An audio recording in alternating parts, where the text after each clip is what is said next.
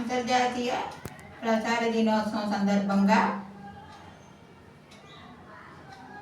ప్రసారాలు చూసి radio TV అన్నీ వీక్షించి అన్ని విషయాలు తెలుసుకుంటూ ఎన్నో ఏళ్ళుగా టీవీకి రేడియోకి అందరికీ అనుబంధంగా ఉన్న శ్రోతలందరికీ హృదయపూర్వక నమస్కారాలు. సాయిరామ్. ఈరోజు అంతర్జాతీయ ప్రసార దినోత్సవం అని ఉదయం నుంచి రేడియోలో ఎంతోమంది ఎన్నో రకాలుగా రేడియో గురించి మాట్లాడుతుంటే నాకు చాలా చాలా ఉత్తేజం ఉత్సాహం కలిగి ఈ వయసులో కూడా రేడియో గురించి నేను కూడా అందరితో పంచుకోవాలి నా అనుభవాలని నాకు అనిపించి నేను ఈ వీడియో నా కొడుకుని అడిగి చేయడం జరిగింది.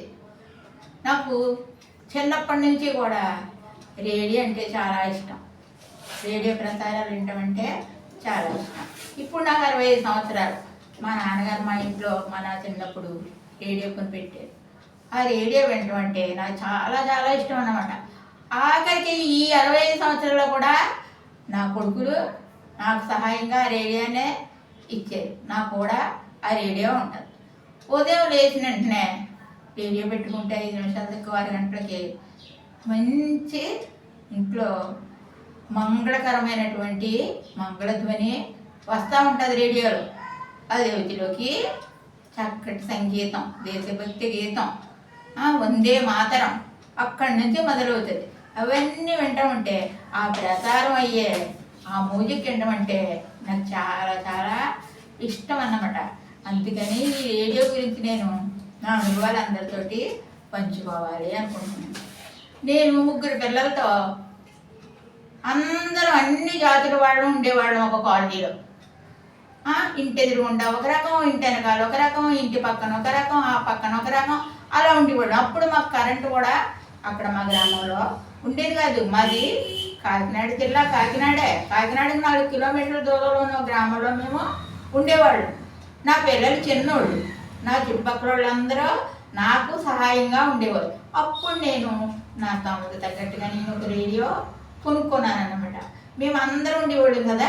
83లో ఒక తుఫాను వచ్చినప్పుడైతే అందరం ఎవరికంటే కరెంట్ ఉండేది కాదు, రేడియో.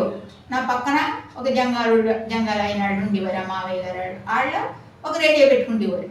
ఈ పక్కన ఒక కళ్ళు తీసి వారు ఉండేవారు, వాళ్ళు ఒక రేడియో పెట్టుకుంటేవారు. ఎదురుగుండా ఒక సాయిబుల్ మావయ్య గారు ఉండేవారు, వాళ్ళు రేడియో. వెనకాల ఒక రైల్వేలో పనిచేసే వాళ్ళు ఉండేవారు, వాళ్ళు రేడియో, మేమో రేడియో. ఈ రేడియోలు పెట్టుకుని ఆ తుఫాన్ వస్తూ ఉంటే ఆ వర్షంలో ఒకళ్ళనొకళ్ళు, అమ్మా ఏం చేస్తున్నావు, ఎలా ఉన్నావు, పిల్లలు ఏం చేస్తున్నారు అని అన్నీ మాట్లాడుతూ ఉంటే ఆ రేడియోని మాకు అందరికీ అన్నీ అయ్యిందన్నమాట. అప్పుడు నాకు ఆ రేడియో అంటే చాలా ఇష్టం. అందుకే నాకు రేడియో అంటే 24 గంటల ప్రసారాలు.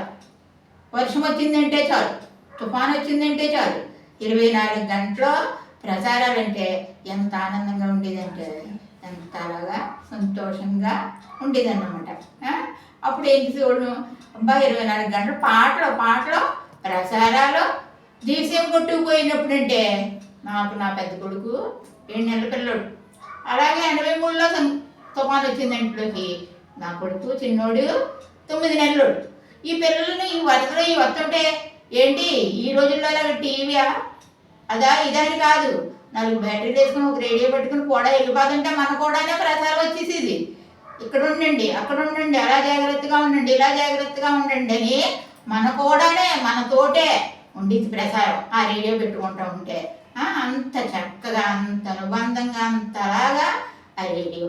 ఇప్పుడు కూడా తెల్లవారి లెగిత్తులోకి పాటలు, భక్తి గీతాలు అన్ని, మధ్యాహ్నం వయసులోకి ఆ పసిడి పంటల్లోని అమ్మా చెల్లి, అమ్మా అమ్ముడు అనుకుంటూ మొదలుగేస్తారు. భక్తి గీతాలు కాదు, కార్మికుల కార్యక్రమం కాదు, మహిళా వాణి కాదు, రైతులకు సంబంధించినవి కాదు, అన్ని రకాలను ఎవరి పనికి అడ్డం లేకుండా దాన్ని అక్కడ పెట్టుకుని మన పని మనం చేసుకుంటూ మన అనుబంధంగా ఎన్నో విషయాలు, వ్యాధుల గురించి, బాధల గురించి, జబ్బుల గురించి అన్ని రకాలను కష్ట సుఖాలన్నీ కూడా ఆ రేడియోలో ప్రసారం అవుతూ ఉంటే అవన్నీ మనం వింటూ ఉంటే అది ఎంతో ఆనందంగా, మన కూడా ఒక మనిషి ఉన్నట్టు అన్ని రకాలుగాను మనతో అనుబంధం వేసుకున్న రేడియో గురించి మీ అందరితో పంచుకోవాలనిపించి ఈరోజు ఇంకా ఇంకా చెప్పలేని భావాలు, చెప్పలేని అనుభవాలు, చెప్పలేని అనుబంధం ఆ రేడియోతో నాకు. ఇప్పుడు కూడా నాకు ఒక చిన్ని రేడియో నాకు సహాయంగా ఉంటుంది. నాకు ఎప్పుడన్నా ఏదన్నా బాధ కలిగితే నేను ఆ రేడియో పెట్టుకుని కొద్దిసేపు అలాగా వింటూ ఉంటానన్నమాట. అలాగే కానీ ఇప్పుడు ఏంటవుతుందంటే ఇవన్నీ పెరిగిపోయి, ప్రసార మాధ్యమాలు అన్నీ కూడా పెరిగిపోయి రేడియోకి తగ్గిపోతుంది. అది ఏమవుతుందంటే సిగ్నల్ లేవు అంటారు, సడన్గా ఆగిపోతూ ఉంటుంది. ఇప్పుడు మోడీ గారు ప్రసంగం చేస్తున్నారంటే మన ప్రధాని గారు ఏ మారుమూలలో ఉన్నా సరే, ఎక్కడ సంచార జాతుల వాళ్ళన్నా సరే చెట్టుకి రేడియో పెట్టేసుకుని వింటూ ఉంటారు. ఎక్కడన్నా సరే ఎవరైనా సరే రేడియో అందరి చేతుల్లో అందుబాటులో ఉండేది. వాళ్ళకి ఎక్కడ పడితే అక్కడ స్టేషన్లు చక్కగా అందుబాటులో చేసి ఆ ప్రసారాలు బాగా ఆగిపోకుండా ఈ గవర్నమెంట్ వారు ఇంకా చర్య తీసుకుంటారని నాకు అనిపిస్తూ ఉంటుంది. ఒక్కసారి మనం వింటూ ఉంటాం, సడన్గా ఆగిపోతే మళ్ళీ రాదు. అదేమన్నంటే ఎప్పుడో కరెంటు పోయిందేమో, అక్కడ ఏమన్నా ఏదో పెట్టేదేమో, అది ఆగిపోయిందేమో అంటూ ఉంటారు. అందుకని ఇలా కాకుండా ఇప్పటికీ కూడా ఎంతోమంది వృద్ధులు అందరూ కూడా ఈ రేడియోనే ఒక తోడు నీడగా భావించుకుంటూ పెట్టుకుని ఉన్నవాడు చాలామంది ఉన్నారు. వాళ్ళందరి కోసం మీరు ఈ రేడియో స్టేషన్ని ప్రభుత్వం ఒక్కసారి పునరాలోచన చేసి రేడియో స్టేషన్లన్నింటిని కూడా బాగా పునరుద్ధరించి ఇంకా మంచిగా రేడియోని ముందుకు తీసుకెళ్తారని ఆశిస్తూ ఒక రేడియో ప్రోగ్రామ్స్కి రేడియోకి ఒక వేరాభిమానైనా నేను చెప్తున్నా మాట్లాడి సరే.